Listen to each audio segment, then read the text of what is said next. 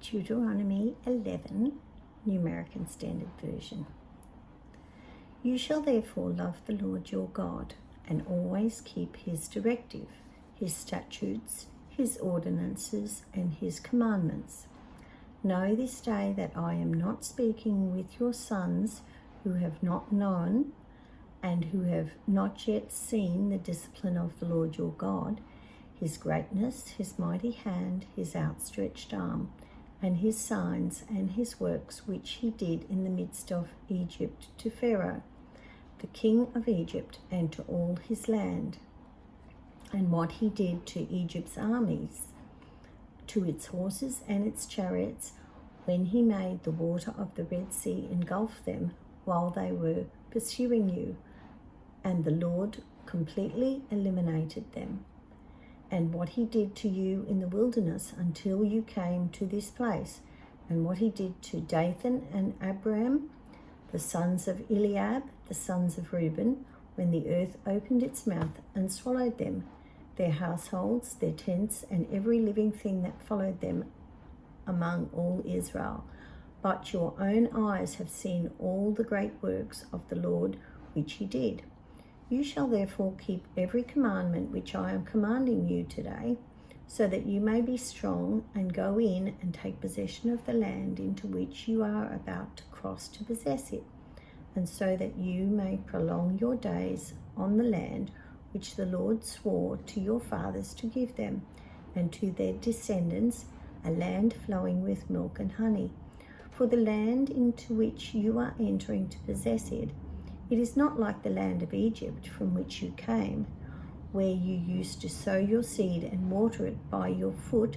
like a vegetable garden, but the land into which you are about to cross to possess it, a land of hills and valleys, drinks water from the rain of heaven, a land for which the Lord your God cares. The eyes of the Lord your God are continually on it, from the beginning even till the end of the year. And it shall come about, if you listen obediently to my commandments, which I am commanding you today,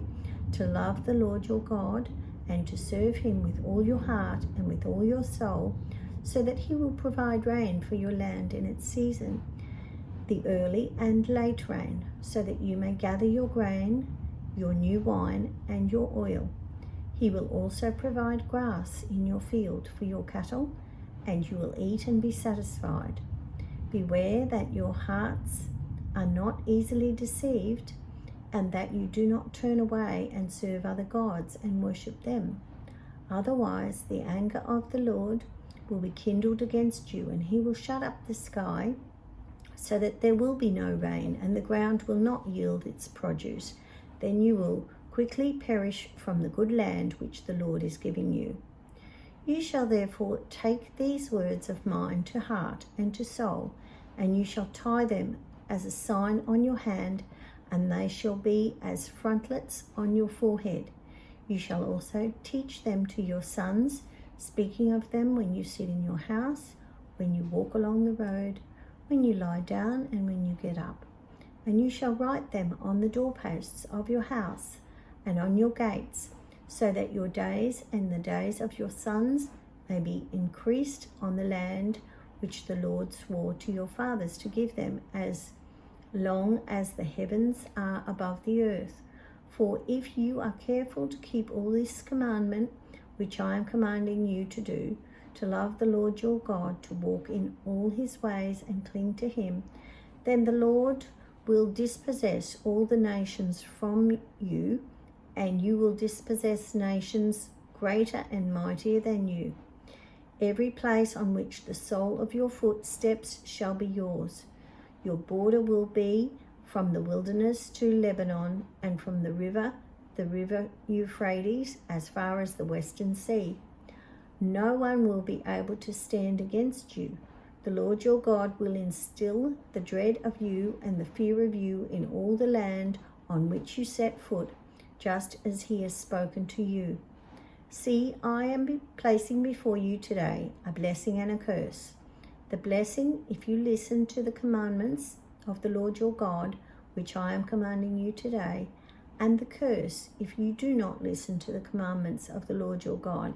but turn aside from the way which I am commanding you today, by following other gods which you have not known.